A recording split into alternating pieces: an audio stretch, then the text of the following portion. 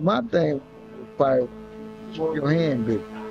Cause that's how you win. Keep your mother. You gotta keep throwing. If you ain't throwing, you ain't gonna be winning. In boxing, precision, patience often win the day. But sometimes the best course of action is to just let your hands go. It's about pressure, survival, and seizing the moment before it slips away. In today's video, I'm going to show why and when fighters decide to let it all fly, with highlights of key moments where hesitation is no longer an option and they have no choice but to let their hands go.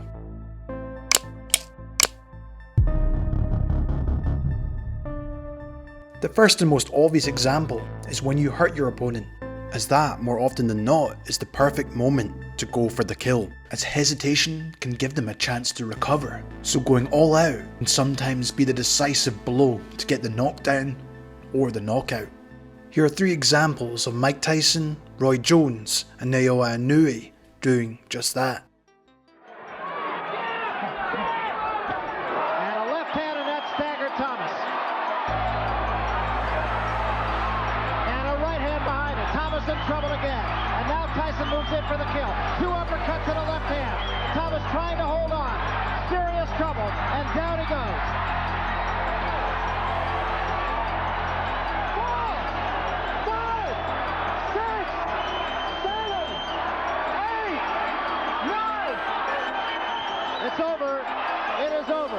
Now let's take a look at the knockdown. You know, we talk about finishers, and I've always said you were a great finisher. Well, here's a guy who doesn't have to take a back seat. Well, he levels his punches. I mean, he gets so much leverage behind each punch.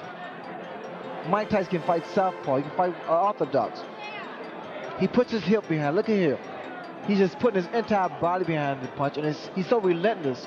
Again, the uppercut, left hook. He's still in position to throw more punches, and it's just a matter of time. That left hook there was deadly.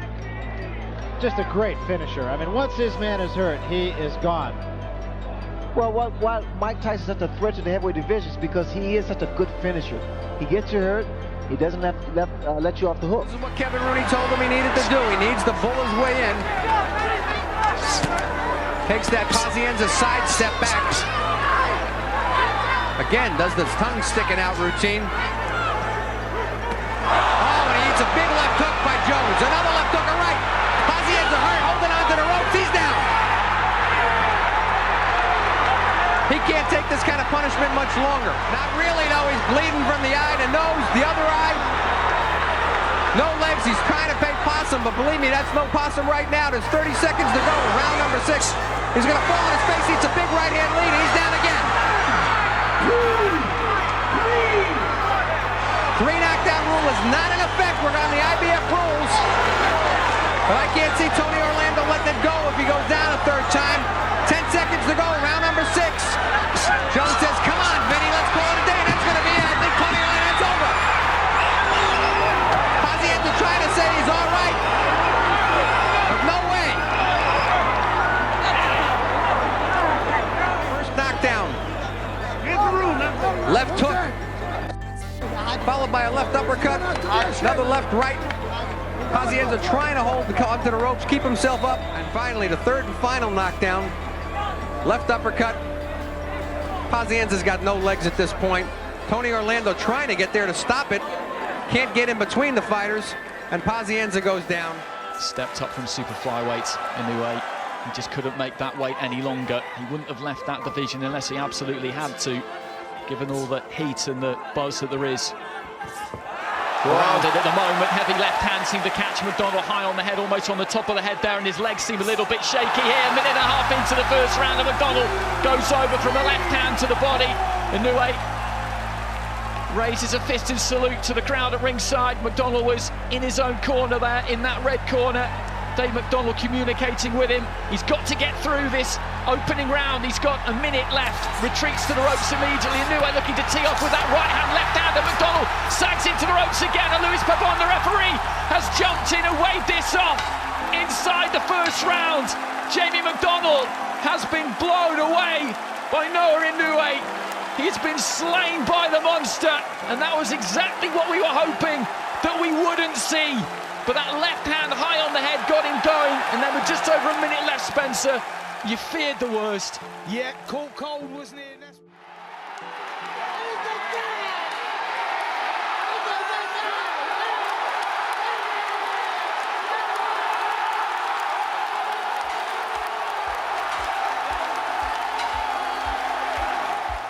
But it's not just when you've hurt your opponent. Sometimes it's when you've been hurt yourself. The best defense in that situation can be turning up the heat yourself, meeting fire with fire, as sometimes that's the only way of survival by a means of attacking. Here are some of the most famous examples of this happening.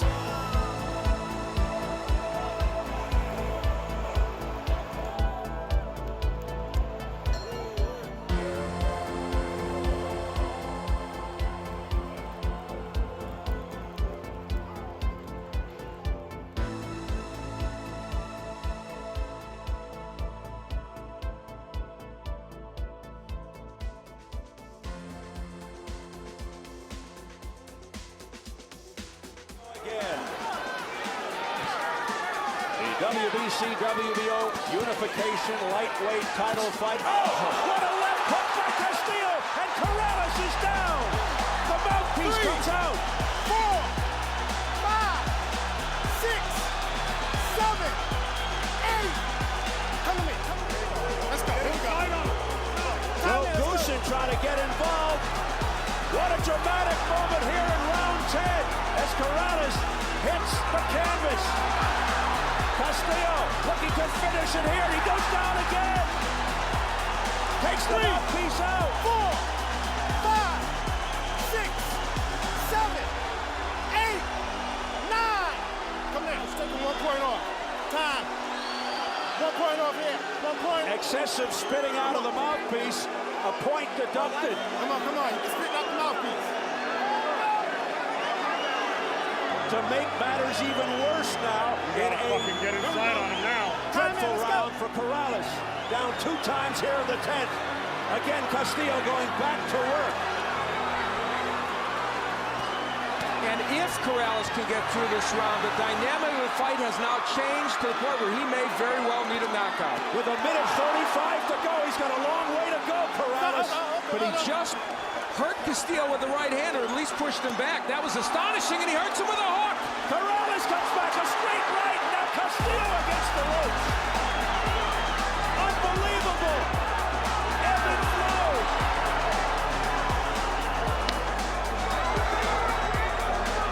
They're all standing here at Mandalay Bay. Corrales coming back after being on the canvas twice here in the 10th. Now Castillo steps back. Corrales swinging. Castillo's in trouble. Weak steps in, and the fight is over. Corrales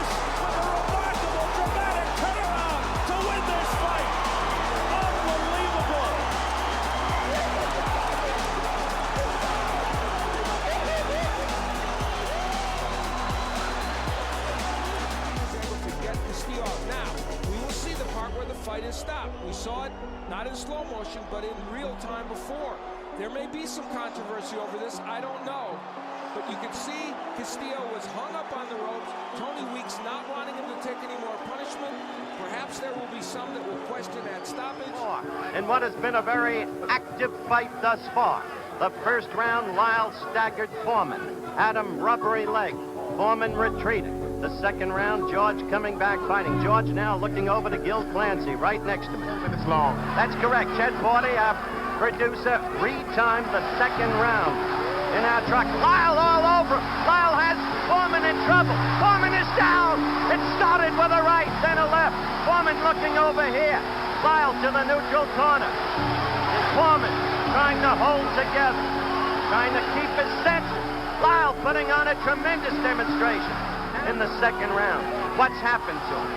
Well, in the 15 months since here, he's been relatively inactive, except for that charade in Toronto against the frightful Five. Now Foreman fighting back. Oh, Foreman is in trouble. Lyle caught him with a good left. Now George, now George struck back. Now George fought back with a magnificent right. He got overly aggressive there, and he was very excited, and Foreman was throwing hard desperation punches. A minute to go in a wild fight, just as Lyle apparently had George in trouble. Only 10 seconds left in the round. Now Foreman was staggered. Foreman was staggered by a Lyle left. Foreman goes down. Foreman goes down. Lyle fights back.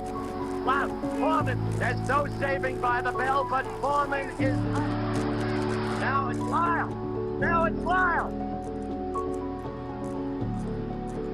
What an incredible fight. Utterly without boxing skill. Just punching away. Each fighter in turn leaving himself open. Both men are really working there. Foreman used to fire in. Lyle's waiting just a little too long. They're both fighting. Lyle's got to come back with now it may be over. This time it may be over. Lyle's not going to make it, Lyle. He's not going to make it. A knockout in the 5th round by George Foreman when it seemed Lyle had command of this ever-changing bout. Next up is when you're down in the scorecards and time is running out. There's no room for caution. You have to throw everything you've got, because one big punch could be the difference between victory and defeat. Unfortunately for Jermaine Taylor, he fell victim to this twice, as Kelly Pavlik and Carl Froch threw caution to the wind and let their hands go to win. Looks very comfortable midway through round 2. Taylor showing a lot of wasted motion, doesn't yet seem to be quite as happy with the way things are going as is Kelly Pavlik. If you saw the countdown show that helped to set up this fight, it established the kind of intensity that is shown there as Taylor suddenly gets Pavlik in big trouble.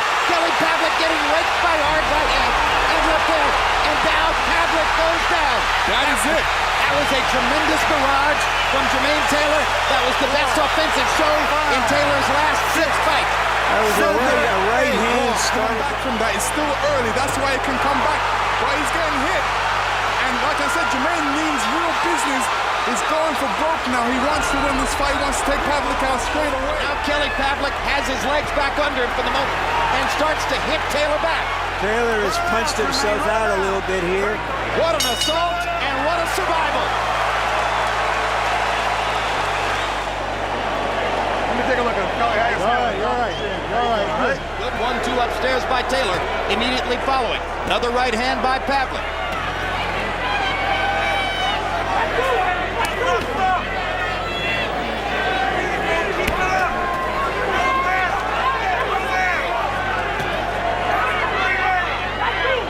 Pavlik said he didn't think that Taylor liked to get hit.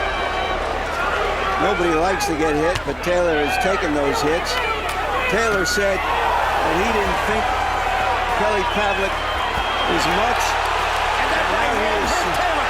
Taylor is done. Left hook. Knocks Taylor's head up. Uppercut has Taylor in big trouble. Down goes the man. And Steve Berger is going to stop the fight. That is correct. There's a brand new middleweight champion. He's from Youngstown, Ohio. Corner. He's still... And here's another angle, the same punch. Taylor's eyes are closed. He didn't even see that punch coming. All he seen it was at the last moment when it connected. And here's the end, where the referee steps in. It was a left uppercut that hurt him. It buckled him a little bit. Then a right uppercut that put him on the chin. And the finish, referee steps in, realizes that Taylor's hurt, and stops the fight. A perfect finishing assault by Kelly Pavlik. This is clinical damage inside, Lennox. Both hands. And it looks like the uppercuts were really apparent. That's the one that really was the shocker and came from nowhere. Jermaine didn't even see it, but he reacted from it. And whether or not he could have got up or not is the question, because the referee was right there on top of him, but he made no attempt to get used to pop the jab. Oh my! Froch on the ropes. He may be hurt. Froch backing up. Taylor moving in. Froch is hurt. Right hand, and Froch goes down. 4, 5, 6, 7, 8. Has him wounded. Remember the Kelly Pavlik fight where Taylor did not finish it and it came back to haunt him. 10 seconds. And Froch, another right hand left hook. Froch wobbly. And that's the end of the round. Bad intention. Jermaine Taylor controlling. The last part is Carl Froch coming back like all get out. Heavy punches by Froch. Different Froch. Right hand staggers. Taylor's in trouble. Froch pouring it on. Taylor, he's ready to go. 1:45 to go. Froch closing in. Carl Froch gambling everything against the former undisputed champ, and he's got him on the ropes. And remember, if he doesn't knock Jermaine Taylor down in this round, and they don't give him a 10-8, it might still go to Jermaine Taylor. Taylor needs to stay on his feet if he can. Froch, does he have it in him?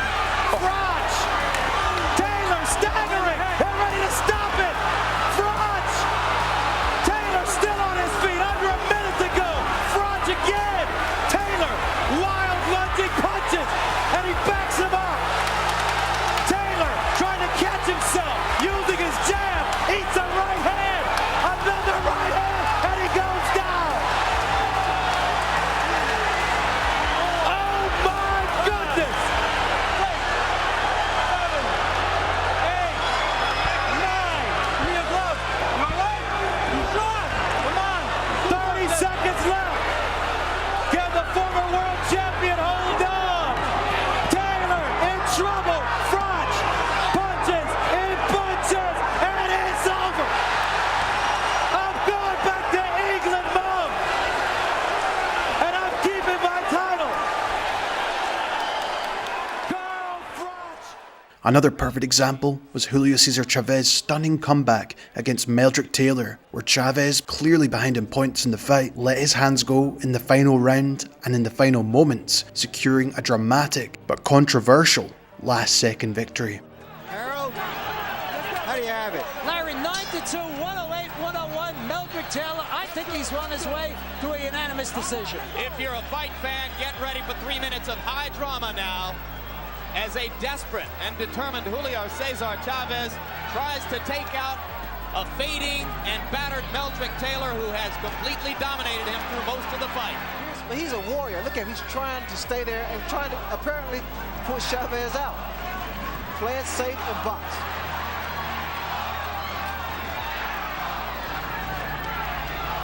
Meldrick Taylor said before the fight, he'll take me to a higher place.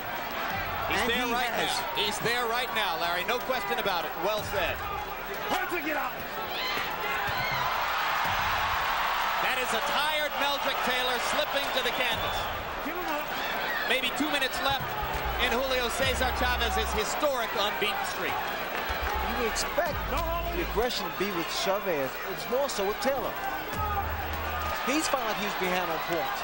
Well, they're both tired.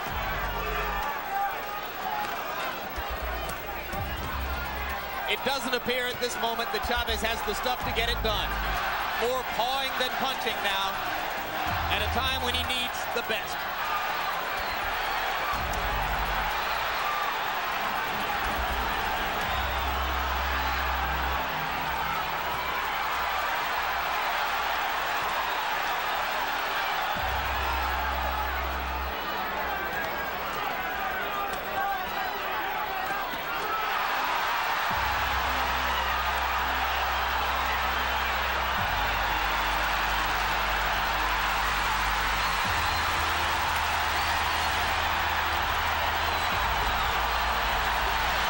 If he gets up, he probably wins the fight. I can't believe it. Unbelievable! Richard Steele stopped the fight with fewer than 5 seconds to go. You're going to watch Lou Duva go crazy now.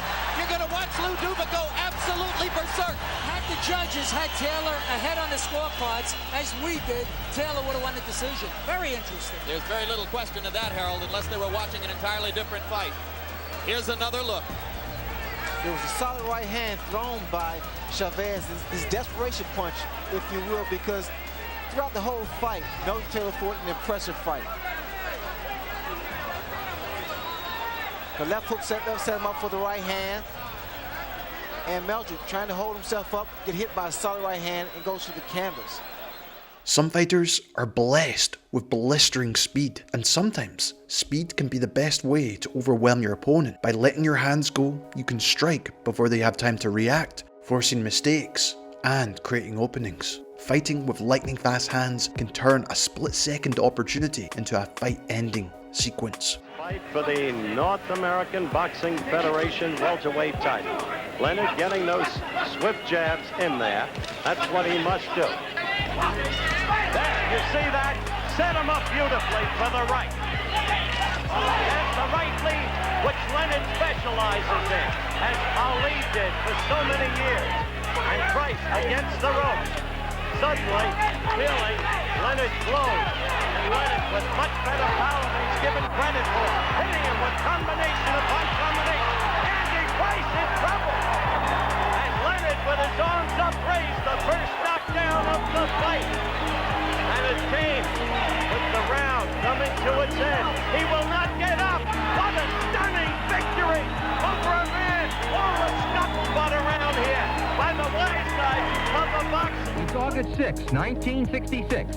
Muhammad Ali is defending his World Heavyweight Championship in London, England against European heavyweight title holder Brian London. Very evasive in there.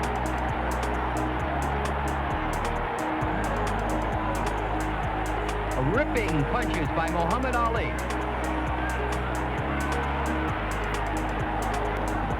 We go into round 3 with Muhammad Ali definitely ahead.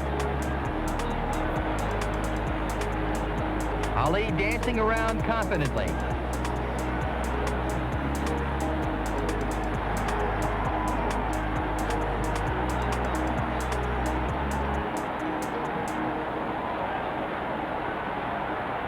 Ali moving in on London. A fuselage of punches by Muhammad Ali. London goes down. The referee sends Ali to a neutral, picks up the count. It doesn't appear as if London's going to be able to make it to his feet. The fight is over. Ali wins by a knockout and now has a record of 26 straight professional wins. 20 by knockout. Muhammad Ali is still the undefeated world heavyweight champion and looks like he's at his brilliant best.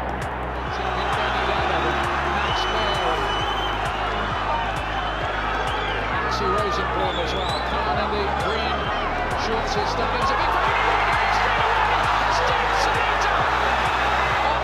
I think it's going to be a one punch. Blinding speed. A blitz of shots.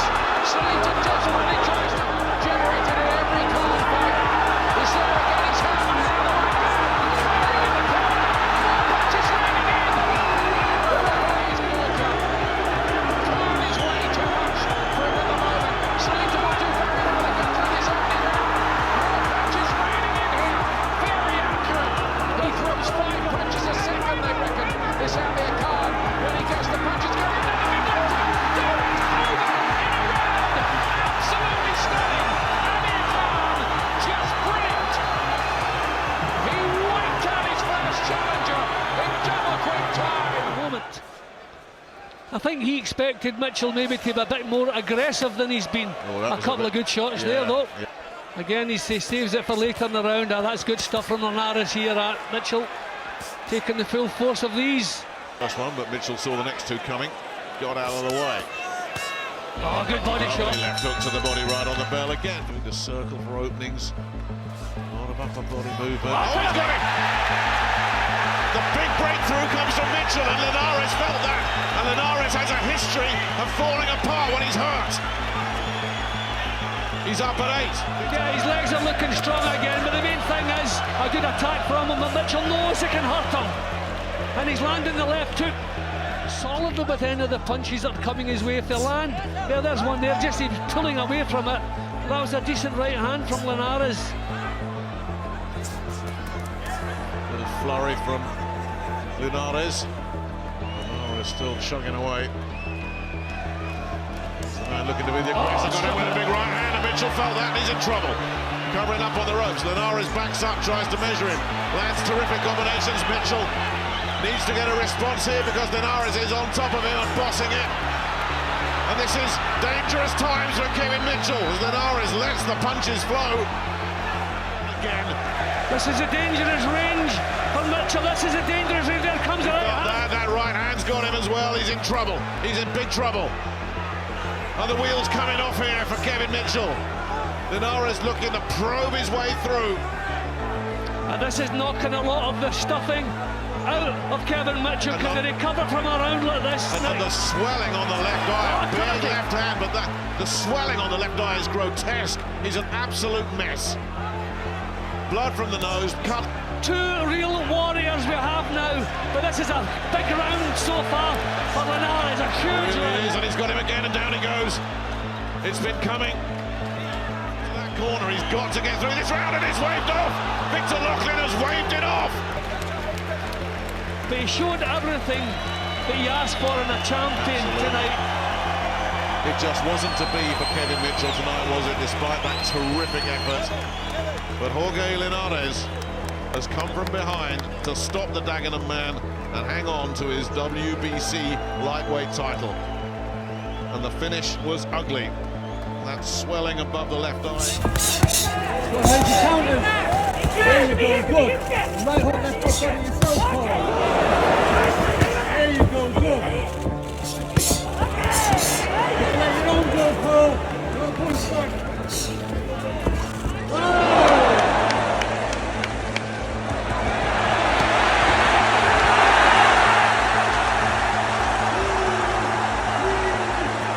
Sole reversal using a majority decision against Rush. Combination and Payona. He's eaten a couple there by those punches from Inoue. And there's a right hand gone in too from Inoue. This is a fearsome flurry, and he's done. He's got him with a left for the first time in his career against Rodriguez. Here comes Inoue. Oh, he's got it to the body. Inoue's waiting. 2 minutes to go, Jam. This is unbelievable for Inoue. Third time he's gone down. Rocks to the core. Another count. It's over. Michael Alexander waves it off in the second. Next up, when nothing else works and a fighter's guard is hard to break down, sometimes the only way to break through is to let it all fly or being active with your punches, forcing your opponent to stay on the defense, giving you a better chance to break their guard and land something significant. Here are some great examples of fighters being active with their offense. Good body shot there by Ben. Left hand to the right side of Salonga side. That hurt. Are you watching Chocolatito? Are you watching Delgado? We could have the new king at 115. Salonga side is hurt to the body. The right side of the body. Rodriguez also said that he believes he can stay on the top of Thomas. Big straight left from Ben coming to the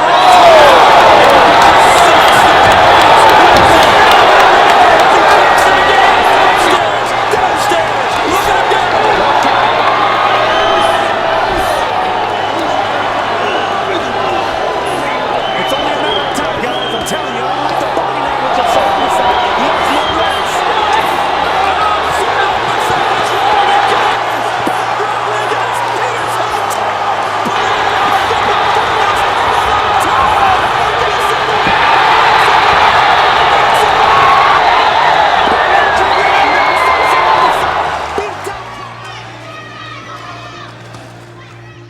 To jab, jab, jab in order to take that right hand away from Parky. Make him block the jab and therefore not throw the right hand. Holyfield able to double up with the left. problems here. Both men are trying their level best in the first round to end it right here. Good right hand by Holyfield.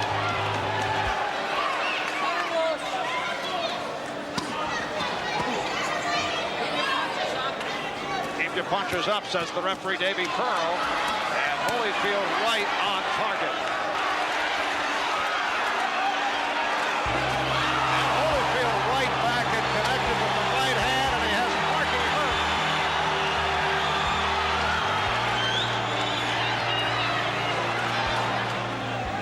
Evander's half of that give and take. You see right now, those right hands that were landing were doing a lot of damage. It would have normally been a close round except for the effectiveness of Holyfield. And Holyfield again shaking Parky. The legs buckle, Parky going down. Parky indicating with the motion of the right hand that he's going to try and throw the big right. That's what he told us earlier. Let's see. And winked at Holyfield like saying, well, you got the better of that. His legs are still under him, but they're jingling and jangling. He doesn't have good control of his legs. And Holyfield just teeing off with combinations.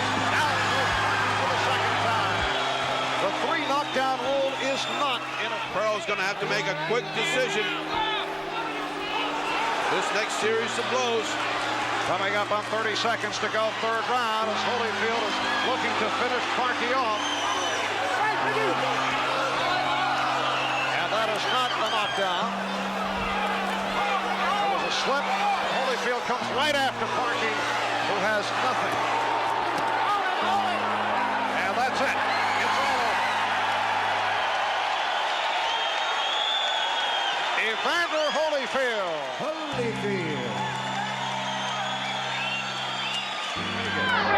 And Joseph Chibuga has more than held his own so far against Roberto Duran. I think he's doing a great job. They told him to jump all over him in the corner. They said pressure him more. Don't let him do his thing. Now, one thing we've overlooked, Duran never fought this kind of a style before. This is a unique style that was brought up from Uganda to Norway. It's the first time ever. Solid left by Duran. But Chibuga comes right back. Didn't seem to hurt him at all.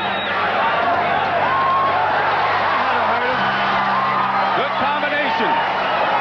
Something Duran was not able to do against Gonzalez in his last outing. Oh, believe me, this is not the Duran that fought Gonzalez, but he's in with a real tough guy. And 66 wins, 1 defeat, 50 knockouts, according to Ring Magazine. Chibuga, minute and a half remaining in round 3, and the body punches usually take their toll later. Duran is starting to get the distance now. He's starting to really bang those punches in there, especially to the body. As you pointed out before, Duran is a good defensive fighter. You miss him with that stiff jab and any counter.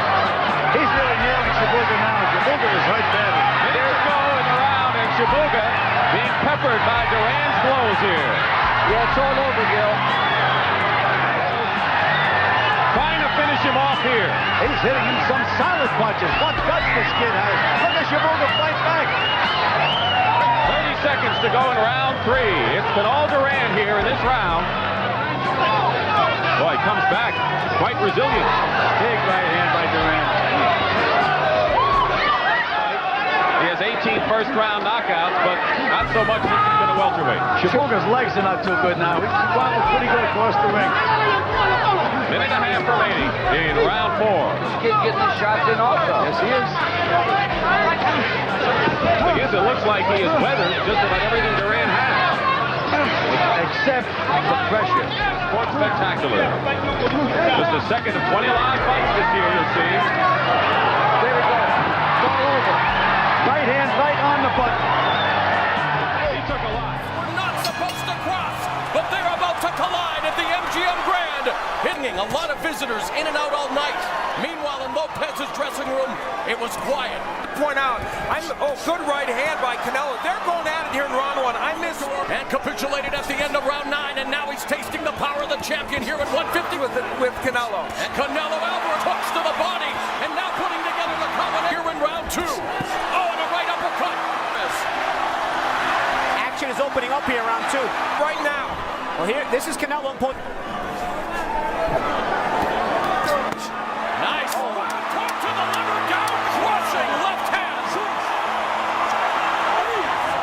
same number of punches, but the difference, this powerful left hook to the body shouldn't. Henry Ramirez knew he shouldn't, but he did, and he paid for it. I love how Canelo set up that hook to the body. It's a throwaway right uppercut. He kind of just touched him with it. He didn't throw it hard, and then he just to get the momentum to his left side of his body. He's hurt. Yep. Alvarez again beginning to score it well, but Lopez showing his fight, and now another body shot. He's too small. Lopez down to the body valiantly. Right hand by Alvarez. Dicks the jab, another jab. Goes to the body. Uppercut. Lopez in trouble in the corner.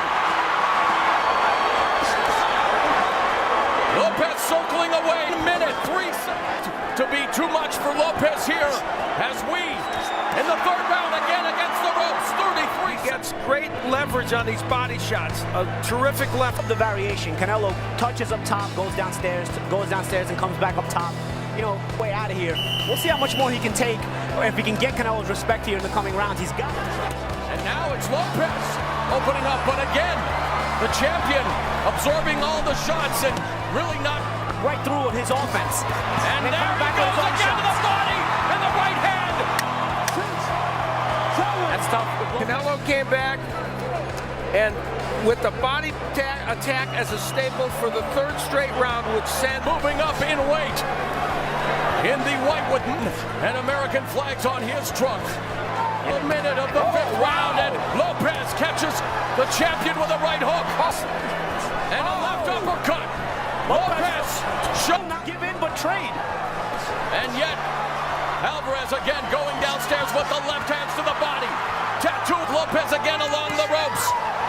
Alvarez, left uppercut misses, right hand connects. 10 seconds left in the round, and referee Joe Cortez intervenes. He's seen it. For this last section, it's about how fighters disrupt their opponent's rhythm with flurries, and I can't think of any better fighters than Dmitry Bivol and Alexander Usyk, who are masters at timing their opponent's movements, using perfectly placed strikes and combinations to interrupt their flow and regain the control of the fight before going all out.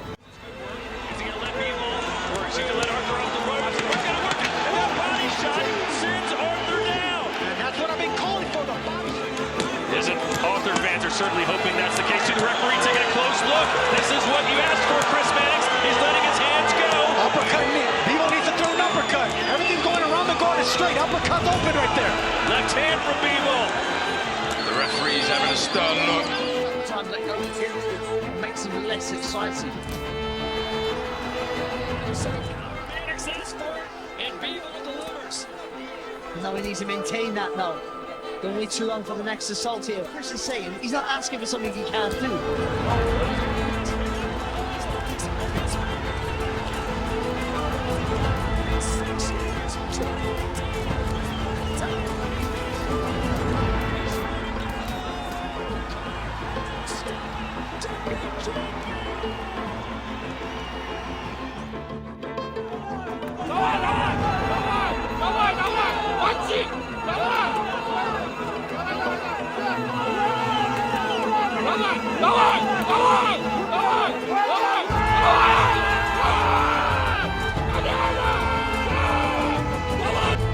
Crosses now by that one to send the blood splatter in.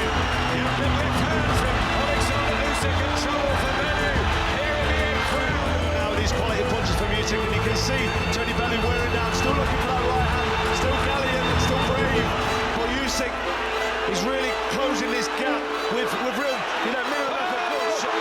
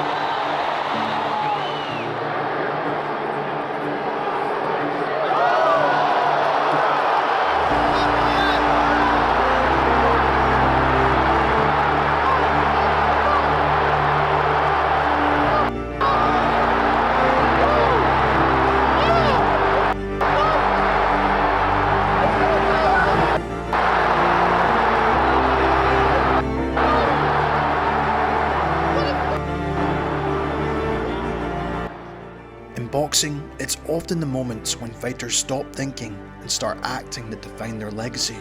Whether it's out of desperation, instinct, or pure aggression, letting your hands go can change the course of a fight in an instant. It's a reminder that in the ring, sometimes the boldest moves lead to the biggest victories. And that's the beauty of this sport. Anything can happen when a fighter decides to say fuck it and let their hands fly. This has been Jamie from Boxing Life. If you want more content like this, why not check out one of these two videos.